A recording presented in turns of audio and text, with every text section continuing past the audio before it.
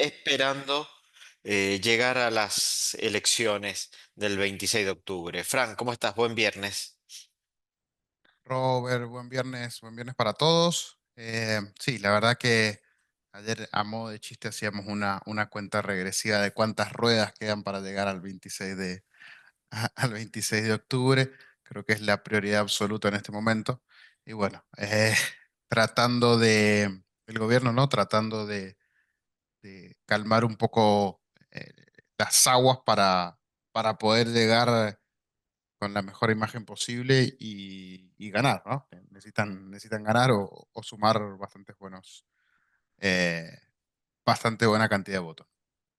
Sí, así es. Nosotros pusimos irónicamente el vuelo de la esperanza, haciendo un poco un recordatorio de aquel vuelo de Aerolíneas Argentina que partía con rumbo a Moscú a traernos vacunas para el COVID.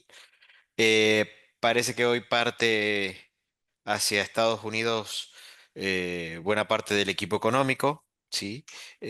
Caputo, Furiase, Daza y creo que Kirno, si no me equivoco, eh, para negociar con Scott Bessent, el secretario del Tesoro norteamericano, el paquete de ayuda de asistencia, ¿sí? O el Ibupirac que vamos a tomar los inversores de acá hasta el 26 de octubre. ¿Sí? Entonces, bueno, ayer en cuanto se conoció esta noticia, los mercados se tornaron de mixtos, estaban levemente negativos en general, pero algo había de positivo. A marcadamente verde. ¿Sí? Si bien a la mañana Scott Bessent había hecho un par de anuncios, ya lo vamos a ver. Después todo eso se fue diluyendo y finalmente terminó todo como con otro humor.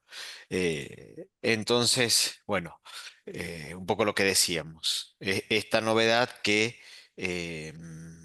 se espera que la asistencia comience a llegar a partir del 14 de octubre.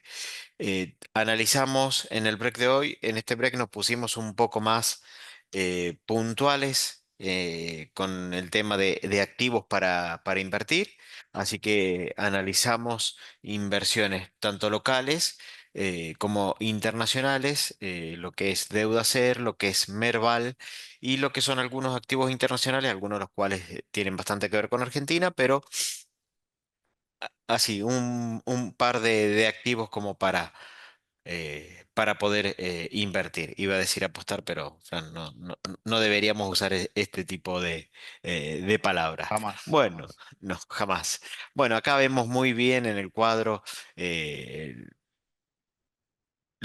cuando tuiteó Besant. Y ayer fue uno de esos días y sumado a el anuncio del viaje. Hoy Besant prácticamente está manejando a su antojo la salud emocional de todos los inversores locales, Fran, Sí, deberíamos después pasarle la boleta del cardiólogo, pues, y del psicólogo. también, sí, Ujú. sí, de varios especialistas médicos, porque bueno, la realidad es que como fue en su momento con el anuncio de la mega ayuda, digamos, que bueno, al principio no tenía eh, digamos, no sé si firmeza, no tenía cómo iban a ser, digamos, de a poco se ha ido manejando un poquitito más y barajando bien qué es lo que va a pasar. En principio va a ser un swap, como el que tenemos con China, por 20.000 millones de dólares. Eh, Cuando empezaron a terminar de caer las noticias, bueno, el mercado por ahí terminó eh, de acomodarse. Pero bueno, de la vorágine de los primeros días de la semana pasada, la verdad es que empezó a retroceder todo un poco y empezó digamos, a tomarse el mercado con un poquitito más de calma todo. Y bueno, detectando que los problemas que hicieron que los bonos bajen tanto no estaban solucionados, entonces, bueno, retrocedieron bastante, no a niveles del mínimo, pero bueno, tuvieron una corrección, por ahí lógica, ya con un poquito más de certeza de qué es lo que va a pasar, eh, vuelven a retomar el camino alcista, ¿no? Sí, Ayer los bonos terminaron en máximos, las acciones en términos generales también. Dentro del paquete de asistencia que se espera de Estados Unidos, eh, podríamos decir que lo que se interpretó es un fuerte apoyo. El swap estaría asegurado, entre comillas. Seguramente va a haber que negociar algunas cláusulas, pero como que el swap es lo que pone Estados Unidos sobre la mesa, que es 4 veces más grande que el que tenemos con China. Aparentemente también podrían haber compras en secundario, aunque que primero se gatillaría sería el swap. Em, y finalmente lo que no sabemos son los dólares. Y lo que todos queremos son dólares. Y a lo que el mercado le está contando al gobierno es tema dólar, ¿sí? Así que bueno, hasta ahora los bonos arrancaban en los mercados hoy con un tono levemente positivo. Habrá que seguir, nosotros desde lo local seguimos el tema de la reglamentación o los cambios en los DNU, que eso sí sería algo bastante grave. Pensamos que puede salir contrario al gobierno, pero que el gobierno tiene todavía la facultad de vetarlo y ahí es donde quizás lo negocia y puede mantener el veto al tema de los DNU, que nos parece bastante importante. Por otro lado, eh, pensamos que vamos a seguir con un escenario de bastante volatilidad en todos los activos, salvo que suceda algo bastante fuera de lo pensado por el mercado. Y ahí es donde nosotros vemos una buena alternativa, ¿sí? Dentro de lo que son activos locales, vemos a la deuda ser con retornos en torno al 30%, en algunos casos superiores, ¿sí? Este rendimiento es inflación más 30, ¿sí? Eh, Pensemos en la economía, pensemos si tenemos una empresa, si tenemos un sueldo, de ganarle 30 puntos por encima de la inflación, ¿sí? En una inflación que todavía se arrastra bastante, le cuesta rebotar. Habría algunos indicios como que podría estar subiendo. Nosotros pensamos que va a haber un pasaje de toda esta volatilidad que hemos vivido los últimos 2 meses, no va a ser gratis eh, a la inflación moderadamente, no como en el 2023, en donde una suba del dólar gatillaba automáticamente subas de precio. Este contexto es completamente distinto. eh, eh, Hay un superávit fiscal, hay una macro más ordenada. No solamente puede ser el bajo nivel de actividad que, volvemos a decir, en agosto sorprendió, fue positivo, pero acá, Fran, para el que tiene paciencia y sabe esperar la volatilidad, va a haber retornos reales positivos asegurados. Sí, Robert, como decías, ayer veía algunas encuestas que se van haciendo sobre, bueno, la inflación y había como datos de más del 2,5% en principio para septiembre. O sea que el pasaje de esa suba de dólar finalmente podría llegar a afectar al número de la inflación. Em, Quizás por eso es más que una buena opción lo del tema de la deuda ser, sobre todo porque nos estamos quedando un poquito sin otras alternativas. La curva de dólar link ya se ha tornado bastante negativa, es decir, que no nos ofrece, digamos, eh, cobertura contra o sea, no nos ofrece total cobertura contra la devaluación, ya estamos perdiendo una parte, esto convengamos que siempre es devaluación oficial. Em, entonces, ese efecto que perdemos por la devaluación directa, podemos llegar a ganarlo una vez que esa suba del dólar que está bastante, o sea, esa suba bastante alta del dólar que está implícita en la curva de los dólar link, nos impacte en la inflación, ¿sí? Sabemos que no es automático, decía recién el Robert, solía ser, eh, incluso muchas veces había una especie de overshooting donde subía más precios que el dólar en sí, eso se ha calmado, pero bueno, tarde o temprano llega a precios esa suba del dólar y bueno, una buena manera de capturarlo y encima con premio es yendo a la curva cero. Sí, acá lo que nosotros vemos es que se nos está dando un desarbitraje típico de cuando se espera una devaluación, la curva dólar link rindiendo muy negativo. Sí, está bien, esto es en términos anuales, ¿sí? Uno dice, bueno, la de enero rindiendo -20, bueno, en términos anuales, si yo anualizo esa tasa negativa, me da un -20, ¿sí? Rindiendo a 106 de paridad, ¿sí? Rindiendo un 6% por encima del dólar spot, perdón, sí, del dólar spot porque Sí. es dólar link. Entonces, si yo miro el TZB, que es el primer bono acá, dólar link, que dice rendimiento -6,02, eh, y me cruzo para arriba y me voy al TZXD6 y me rinde inflación +28. En un escenario en donde lo que me quiere decir es que yo tengo eh, una diferencia de spread de casi 35 puntos, ¿sí? Si yo tomo como supuesto que devaluación e inflación van de la mano. No es este el caso que está pasando hoy, era más el caso de el 2023, con esas inflaciones del 8 y del 12% mensual que tuvimos en el segundo semestre, tocando pico de 25. eh, pero tengo como mucha disparidad. Encima, ya a esta altura, el tipo de cambio ya se me disparó una parte, ¿sí? Por eso voy a buscar los títulos dólar link negativos. En ese contexto, para el que tiene paciencia, para el que puede esperar y para intentar capturar ese pasaje del dólar que tuvimos a 1.200, 1.300, a este nuevo dólar contado con liquidación de 1.550, MEP de 1.530, 1.500, sin lugar a dudas luce mucho más tentador estos instrumentos que ajustan por inflación, ¿sí? Entonces acá sí es como que hay un trade, quizás no voy a tener el rendimiento explosivo de un posible salto, pero ya como inversor, si yo quiero empezar a comprar, lo que luce mucho más barato hoy por hoy es la deuda ser.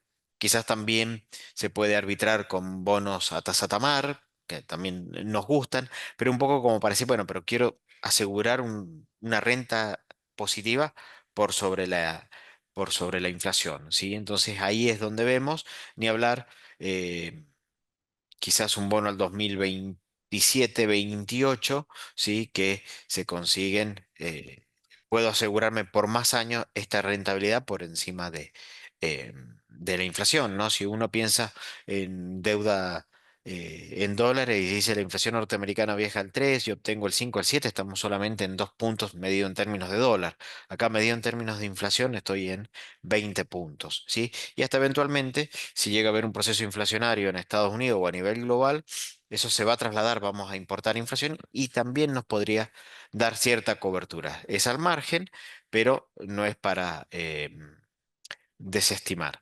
Así que bueno, ahí hay un buen, quizás un buen trade para empezar a arbitrar y para aquellos tenedores de deuda ser, bueno, sí, tener paciencia porque en algún momento esto va a tener que arbitrarse tanto con la tasa como con la inflación. Y cuando eso comience a pasar, vamos a tener una ganancia de compresión, lo cual nos podría habilitar salidas antes de tiempo. Eh, por el lado del Merval, ayer también, Fran, el Merval sigue sin poder acoplarse al escenario internacional en donde vemos oro en máximo, plata en máximo, S&P en máximo, Nasdaq en máximo, todo está en máximo menos el Merval. Sí, creo que, creo que a esta altura es casi anecdótico que pase en el mundo respecto de nuestro querido Merval, que ha tenido después de un 2024 excepcional, fue el mejor índice del mundo, ha tenido un año bastante complicado. Veíamos acciones, ayer comentábamos, sin contar la suba de ayer, pero había acciones que estaban 70% abajo en lo que iba del año. Caso Superville, ¿sí? Eh, o sea, hay acciones que están bastante comprometidas. Y bueno, desde acá, como comentabas, con un escenario favorable a nivel internacional, si la cuestión mejora, eh, podría presentarse una buena oportunidad de compra en estos niveles a- a sabiendas, digamos, o teniendo en cuenta que eh, hay que tenerle bastante paciencia. Acá el gráfico este es bastante interesante porque nos muestra que pasó más o menos un año, un poquito más de un año y volvimos a los mismos niveles, es decir, estamos a niveles de mediados del año pasado, ¿sí? Básicamente se borró toda esa suba vertiginosa que hubo el año pasado, eh, desapareció por arte de magia, que no fue arte de magia, pasaron muchas cosas en el camino, ¿no? Eh, Volveremos, Robert, a esos queridos 2.500 puntos casi, $500 pues, del índice Merval. A ver, yo creo que despejado el riesgo político, eventualmente deberíamos volver sin ningún tipo eh, de duda a la zona de 1600, ¿sí? Ahí hubo un soporte bastante fuerte eh, allá por julio cuando rebotó el mercado, ¿sí? Antes de que comience todo el desmadre entre político y del desarme del EFIS. Hoy estamos en precios prácticamente de marzo del 2024. Creemos que está muy, muy castigado en ese aspecto y con un proceso de normalización, que el índice se vaya aproximadamente 25 o 30 puntos para arriba, medido en términos de dólar, no lo vemos eh, algo muy, eh, muy loco ni muy imposible. Sí, creemos que lo puede impulsar, a ver, los sectores más defensivos que parecieran haber en el Merval es todo lo que es oil and gas. eh, Y los sectores más golpeados, que es uno de los casos que vos mencionabas recién, Fran, es el sector bancario, ¿sí? Eh, con Superville a la cabeza y Banco Galicia atrás. Y ahí es donde nosotros empezamos a ver una luz para un inversor más especulador, bastante más agresivo, ¿sí? No quiero decir que ya estemos en niveles de piso, pero probablemente ya estemos cerca, sobre todo pensando que ya estamos cerca de las elecciones. Si quedaran 2 meses más, creo que todavía nos quedan 2 meses más para seguir tanteando el piso. Pero en estos precios empieza a ser bastante interesante. Y también lo mencionábamos el viernes pasado, y este mes salió HFC eh, a manejar bancos. Le bajó el precio objetivo a varios bancos, pero por ejemplo, no se lo tocó a Galicia, perdón, estoy yendo para adelante, no, no era. No se lo tocó a Galicia, pero sí le mantuvo el precio objetivo de $60 y estamos en $27. Eso es una suba superior a 150% en dólares, ¿sí? Entonces, Banco Galicia, eh, pensemos que estamos también en niveles de febrero del 2024. Para HFC su precio objetivo es $60, ¿sí? Y hoy estamos en 27, haciendo piso. Sin lugar a duda, no es una inversión para perfiles conservadores y quizás, no lo sé, para muchos moderados, quizás para algunos, pero sin lugar a dudas, podemos ver un rebote bastante vertiginoso, que pensamos que va a ser rápido, quizás tengamos alguna señal, quizás podamos perdernos alguna suba en el caso de los que prefieran esperar a que se confirme alguna noticia, pero sin lugar a dudas marcaría un poco, ayudaría a tirar ese índice de los 1.200 puntos hacia la zona de los 1.600, 1.800, que lo vemos bastante probable. Fran, ¿vos Galicia o Superville? Uy, qué pregunta, Robert. ¿Verdad que complicado? Creo que iría por Galicia igual. eh, por una cuestión de volumen de operación, nada más, ¿sí? Hemos comentado algunas veces que cuando empiezan los rebotes, eh, aunque algunas veces ganes menos, tienden a iniciarse por los que tienen más, los que tienen ADR primero, que en este caso los dos tienen, y después los que tengan más volumen, y generalmente Galicia tiene bastante más volumen que Superville. De todas maneras, acá para ser un poco precavidos, sí, quizás yo en particular esperaría un poco que se dé el arranque de este rebote y prefiero perderme un 15% inicial de la suba. En total, con estos objetivos tan altos, eh, digamos, vamos a seguir teniendo margen, ¿no? Para subir, pero bueno, quizás esperar a que se aclare un poquito más el panorama, ver cómo avanza todo y no ser tan agresivo. Esperar un cachito que haya un poco más de claridad. Em, sí, a ver, vos decís, eventualmente, si tiene razón Para comprar. HSBC, con ese precio Sí, sí, objetivo de sí, sí. 60, Sí, sí, sí. en vez de ganar un 150, ganó 100. Bien. Sí, sí, no me va, no creo que esté nada mal la suba. Esperar un poquito que se difumine el humo, y en el caso de que se vea que la suba empieza a ser un poquito más fuerte, no más fuerte, sino más sólida, ahí vamos, ahí apuntamos cañonazos. Sí, yo creo que en caso de que el gobierno tenga, pero volvemos, siempre terminan siendo, Sí, terminamos en un sí. resultado binario, ¿no? Pero más allá, si el gobierno llega a tener una elección respetable, si se le mantiene la ley de DNU a Milei, eh, a mí no me extrañaría verlo en la zona de $44, ¿sí? Mucho más modesta la suba que la que plantea HSBC, pero sin lugar a dudas bastante importante, bastante fuerte. Yo creo que una zona de de 40 a $45 es fácil mantener, sería fácil mantener en ese escenario. No quiero decir que esto va a suceder en los próximos 3 meses, porque primero también no solamente está el resultado electoral, sino que cómo se implementa la nueva política cambiaria que pareciera que va a tener que cambiar. Entonces, bueno, ahí también podemos ver una suba que quizás no se va a dar el día siguiente del que compramos la acción, eso sin lugar a dudas. Pero bueno, siempre está esa duda si comprar el ticket muy temprano y quedarse sentado esperando en el asiento que uno quería.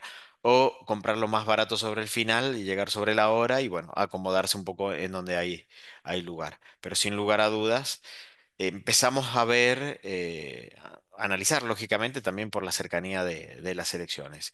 Y la otra alternativa que vemos bastante Robert, ahí interesante. te voy a interrumpir un segundo, porque tenemos Sí.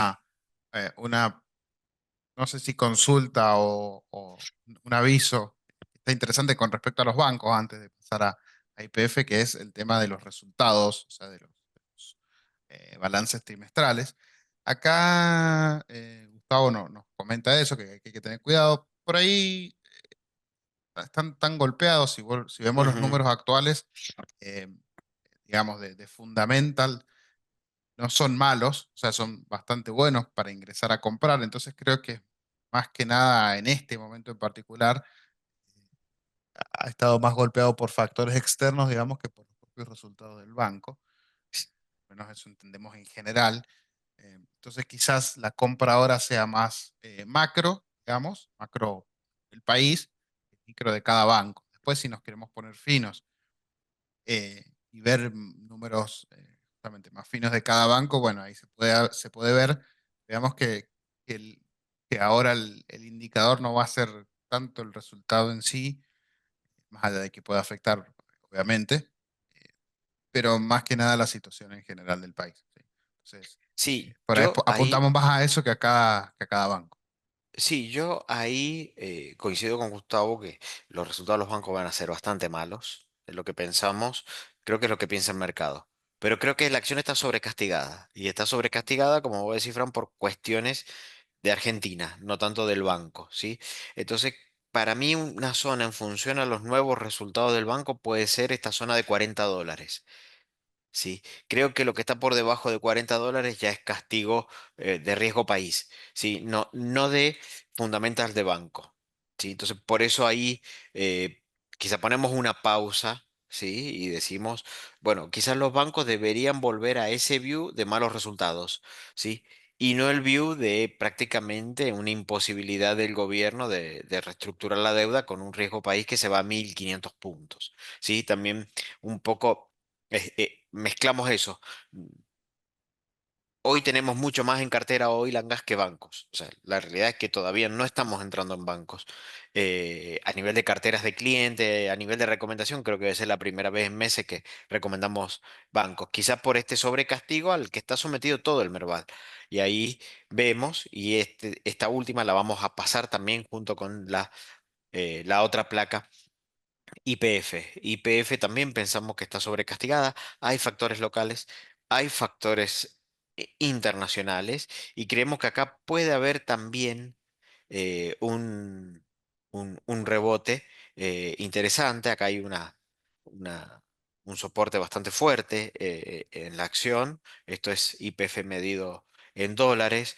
Nosotros pensamos que YPF debería también estar volviendo a la zona de 30 35 dólares, una suba interesante en dólares, pero también hay factores internacionales. Estos son como los dos segmentos grandes que tenemos en el Merval, oil and gas y bancos, bancos mucho más golpeados, y a YPF lo que lo puede ayudar es un poco nuestro view eh, con respecto a la energía a nivel mundial. Acá vamos a empezar, ya que lo estamos por YPF, por el gráfico de la derecha, el de líneas azules, ¿sí? Si miramos acá, hemos estado hablando bastante del rally del oro, hemos dicho muchas veces que siempre hay que tener un poco de oro en la cartera, y este es el rendimiento del ETF de energía por sobre el ETF de oro. ¿Sí? Y podemos ver que salvo en la pandemia, donde todo se cerró, está en mínimos. ¿Sí? O sea que si sacamos ese periodo de la pandemia, el crudo en relación al oro está en mínimos históricos. ¿Sí? Y acá es donde pensamos que se viene el próximo trade, el de energía, el de oil and gas. ¿Vos cómo lo ves, Fran? Sí, la verdad que hay bastantes por ahí, o había bastante riesgo de conflictos ahora nuevamente.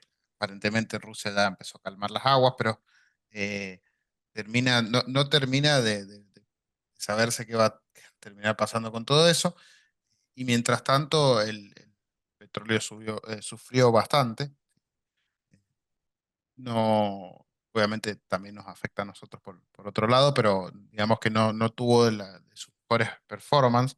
Entonces creemos que podría volver a mejores niveles.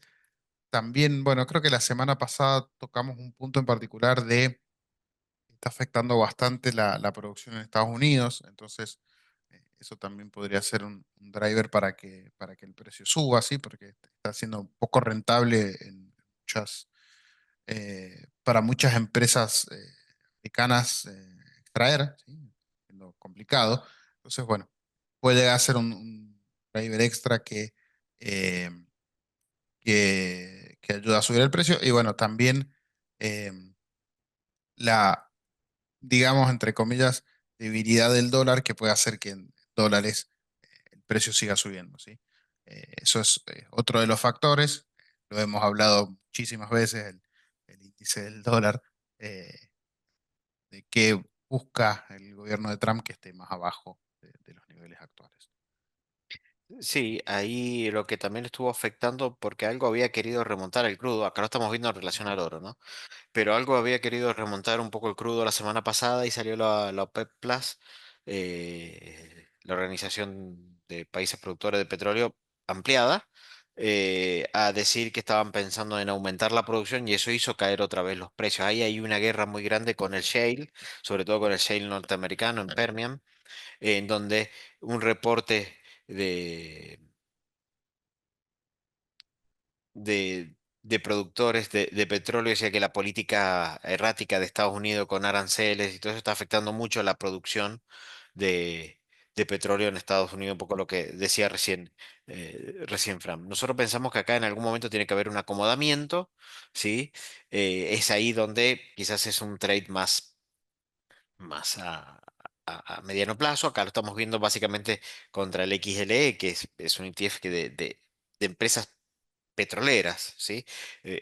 cuando veíamos la semana pasada, eso que le decíamos la gran rotación, ¿sí? En donde el oro le iba ganando al S&P, al Nasdaq, o sea, había visto una reversa de esa tendencia en donde ganaban más las acciones que el oro. Bueno, esto es parte del S&P, pero una parte que cada vez ha ido quedando más chica por el ascenso de las siete magníficas. Bueno, acá se ve todavía más ampliado como el oro, ya no en este corto periodo de tiempo de este año, sino en una serie más amplia, cómo el oro le ha ido ganando poder al crudo. Entonces, bueno, si hubiera un rebote en el precio del crudo, Putin hizo una amenaza que tranquilamente el precio del petróleo se dispara si Rusia deja de bombear su crudo. Em, bueno, si hubiera algún conflicto eh, o si los países productores decidieran dejar de bombear tanto crudo, sin lugar a dudas, veríamos que ese sería un trade ganador. Y eso podría también ayudar a YPF como Ujú. alternativa de inversión que lo mostramos recién. Y otra alternativa que vemos que este ETF sí se puede comprar desde acá. Este es el ETF de las mineras de oro por sobre el ETF de oro físico, ¿sí?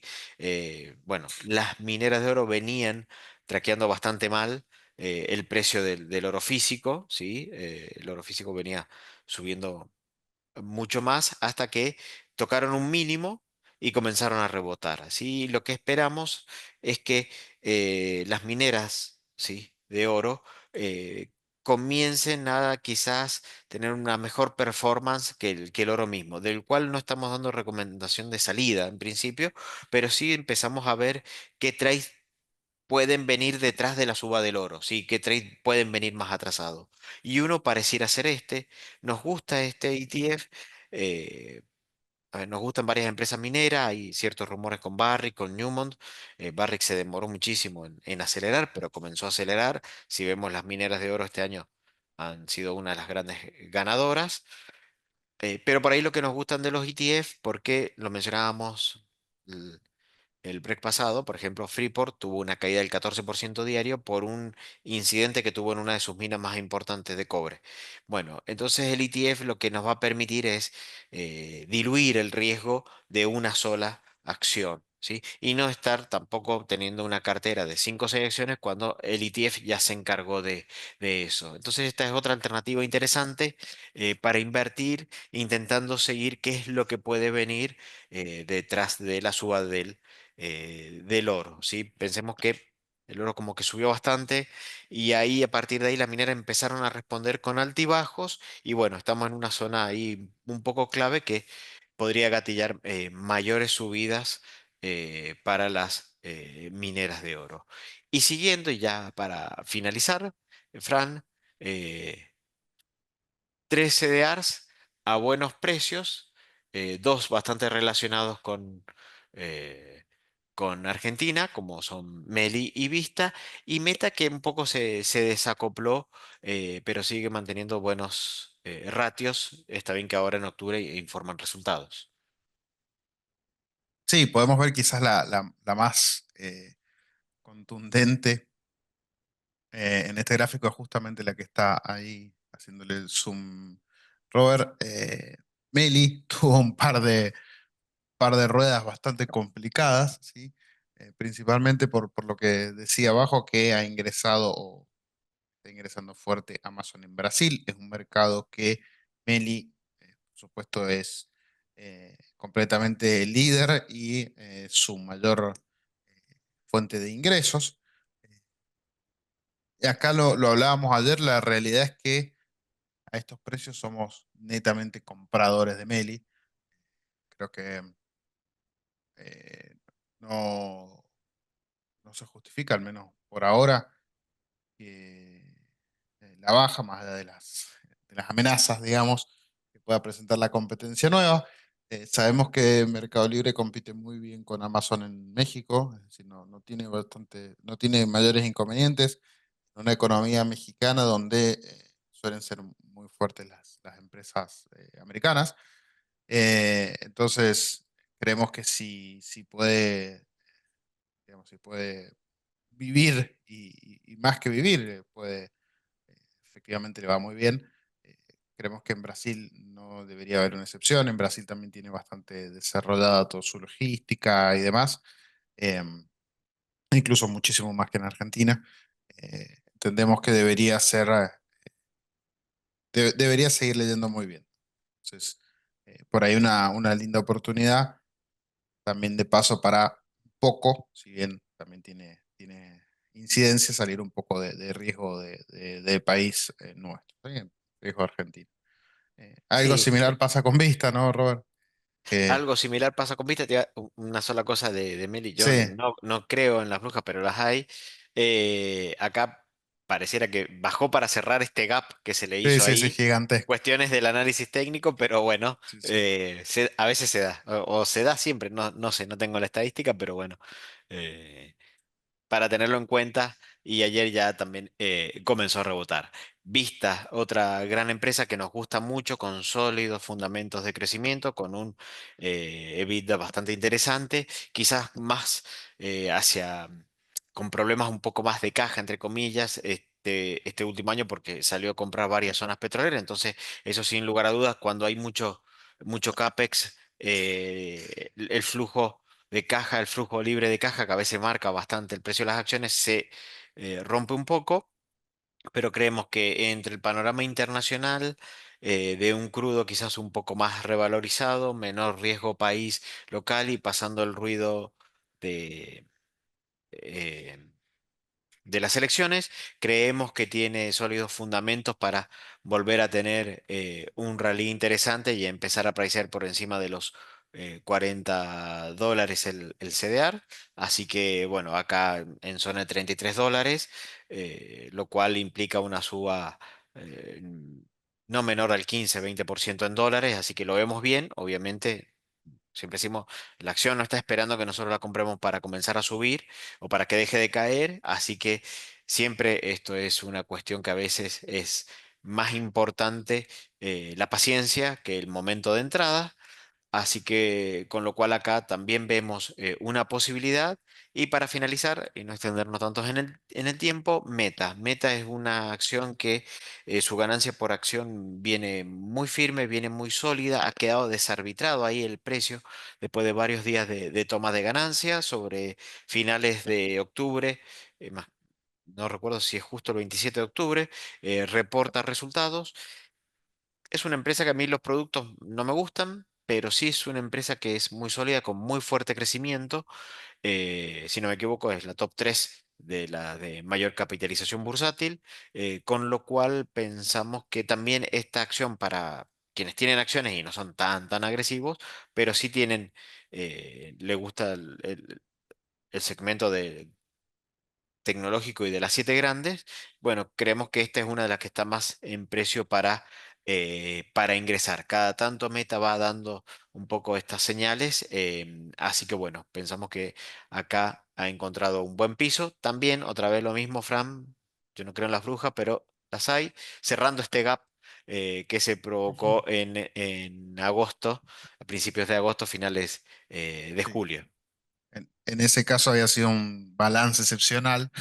Eh, Exactamente. Se ve abajito la E, ¿sí? De earnings, el resultado. Había sido excepcional y bueno, está corrigiendo esos valores. Veremos si vuelve a salir para arriba, ¿no? Acordémonos que todo esto viene en el contexto de, bueno, mercados en máximos y Meta sufrió bastante, ¿no? Desde máximos ha Sí, subido, ha bajado bastante. seguimos con nuestro view que puede haber una toma de ganancias. Esa toma de ganancias la vemos dentro de un canal alcista del S&P todavía. Eh, no todos los años pueden ser tan exitosos, si bien el S&P viene un poco más atrasado con respecto a otros índices, porque en la métrica histórica viene mucho más adelantado que otros índices, así que tampoco nos preocupa eso. Pero bueno, sí podemos ir derecho a una toma de ganancia que en principio, como decimos, dentro de la tendencia en mediano y largo plazo alcista. Así que bueno, con esta última placa terminamos el break de hoy. No sé si hay alguna duda o consulta, pero bueno, hemos intentado hacer un break un poco más de posicionamiento e intentando buscar algunos activos que puedan estar atrasados o desarbitrados o con buenas perspectivas de suba. Ujú. Sí, como para cambiar un poquito de, de- de- de cómo es, digamos, de visión, ¿sí? Es O que cómo encarar los breaks. de cara a las elecciones de octubre iba a ser un lloradero todos los viernes, así que bueno, Sí, sí. decidimos cambiar y bueno, hay alternativas también, hay posibilidades en el mercado local e internacional y bueno, es no perder el foco también de las oportunidades que se pueden estar presentando aún en los momentos más complicados. Ahí en esa nota, Robert, te voy a traer una buena noticia. El viernes que viene no va a haber lloros. Vamos a llorar el viernes que viene, pero porque es feriado. Así que no Es vamos a estar. feriado. Probablemente jueves. Eh, veremos, veremos cómo viene el asunto, pero bueno, no vamos a derramar lágrimas el viernes, probablemente sea el jueves. Así que, bueno, muchas gracias por sumarse a este break. Los esperamos en el próximo, el día jueves. Así que tengan muy buen fin de semana. Buen fin de semana para todos, que anden muy bien.